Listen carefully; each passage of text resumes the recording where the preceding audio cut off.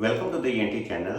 आज हम डिस्कस करेंगे सूडोसिस्ट ऑफ द ऑरिकल यानी कान पर बनने वाली दर्द रहित गांठ। एक ऐसी गांठ जो आपने अचानक नोटिस किया हो या जिसमें हल्का सा प्रेशर पेन हो और आप घबरा रहे हो कि ये गांठ कैसे बन गई है।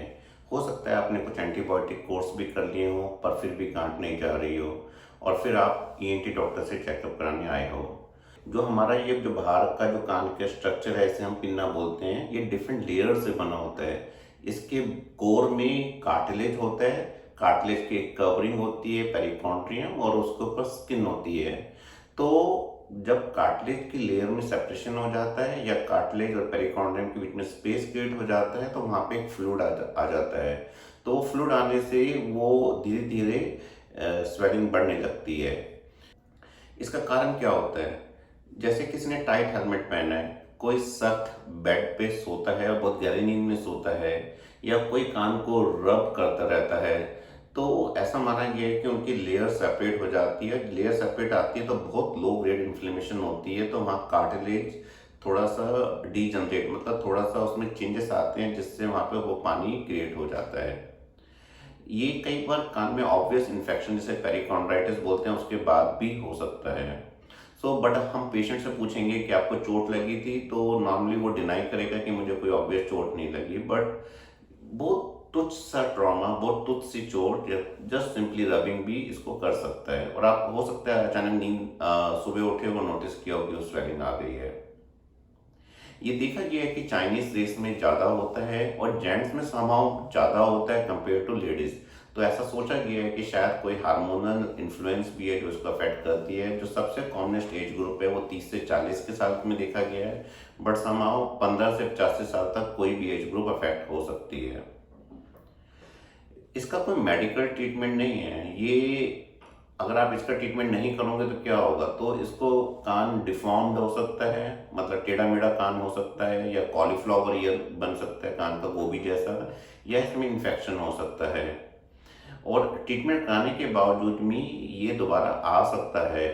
और इसका जो मेन दोबारा आने का कारण है अगेन कोई माइनर ट्रॉमा, मतलब कोई ऐसा ट्रॉमा, ऐसी चोट जिसको आप नोटिस ही नहीं कर रहे हो।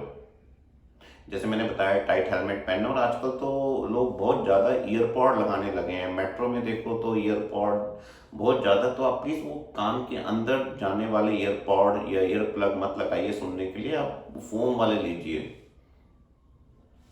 जब जब इस स्वेलिंग को हमारे पैथोलॉजिस्ट ने स्टडी किया तो पाया कि जो कैविटी है उसके अंदर कोई एपिथेलियम नहीं है, तभी इसका नाम सूडोसिस्ट पड़ा। चूंकि इसका मेडिकल ट्रीटमेंट नहीं है तो आपको ईएनटी डॉक्टर के पास जाना ही पड़ेगा। हमारा इसमें मेन लक्ष्य होता है कि हम इसको कार्टिलेज को और नुकसान ना होने दें और हम ये कोशिश करें कि बार बार ना आए। तो स्टार्टिंग में इसका ट्रीटमेंट बहुत फ्रस्ट्रेटिंग था। पहले इसमें स्टेरॉइड्स दिए गए पर इससे कुछ बहुत ज़्यादा फायदा नहीं हुआ। फिर कई लोगों ने स्टेरॉइड दे के इसको बाहर से, जैसे क्लिप होते हैं जैसे वो कपड़े सुखाने के लिए तार पे, उससे क्लिप भी किया तो उसमें देखा गया कि 57% सक्सेस रेट था। फिर कई लोगों ने इसको बार बार सिरिंज से इससे पानी निकालना शुरू किया और हफ्ते और इसका बार बार इसकी ड्रेसिंग किए, 8 से 10 सीटी में बार बार पानी निकाला, बट देखा गया कि अराउंड 2 से 3 दिन में ही वो पानी दोबारा आ जाता था। फिर उसके बाद सोचा गया क्यों ना इसको सर्जिकली रिमूव कर दिया जाए। सर्जिकली इसके निकाल के कई लोगों ने विंडो बनाई, कुछ लोगों ने बाहर की दीवार बनाई गई, पर ये देखा गया कि इसमें भी रिस्क है क्योंकि वो इतना फ्लिम्सी लेयर होता है कि वो कार्टिलेज एक्सपोज होने पे इन्फेक्शन का रिस्क बढ़ जाता है। और ये सर्जिकल टेक्निक भी बहुत मेटिकुलस होना है, इट्स नॉट इजी बिकॉज कान का ये कार्टिलेज एक ऐसा स्ट्रक्चर है कि एक बार इन्फेक्शन हो जाए तो बहुत पेनफुल होता है और सिंपल एंटीबायोटिक से नहीं ठीक होता। ठीक है, तो कई बार हमें अंदर से क्यूरेट भी करना पड़ता है और फाइब्रिन सीलेंट एक तरह का और मेडिसिन है वो डाल के भी उसके ऊपर एक कवरिंग देनी होती है अगर ऊपर स्किन लॉस हो जाता है। यही मेरे स्टार्टिंग के केसेस में हुआ जब मैंने सीधा इसको सर्जरी कर दिया और वहाँ स्किन लॉस हुआ और वो वहाँ पे उसको मुझे रिपीटेडली एंटीबायोटिक कवर के अंदर रखना पड़ा।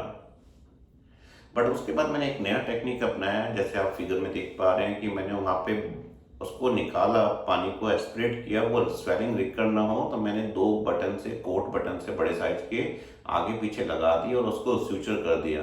और मुझे उसको रोज़ देखना पड़ा कि छू के देखता था कोई इन्फेक्शन तो नहीं हो गया है। मैंने अभी ऐसे 5 केसेस किए हैं और कोई फेलियर नहीं है, सारे केसेस ठीक हो गए हैं। तो ये है कि जो वो मैं ट्रॉमा दे रहा हूँ तो उससे कुछ कैविटी के अंदर इन्फ्लेमेशन हुई, फाइब्रोसिस हुई, तो कैविटी अपने आप ही खत्म हो गई। उम्मीद करता हूँ ये सब बातें आपको समझ में आई होगी। कान की गांठ को आप बजाय कि दवाइयों या देसी इलाज से या कोई लेप लगाने के बजाय आप ईएनटी डॉक्टर के पास जाएंगे और इसको ठीक कराएंगे।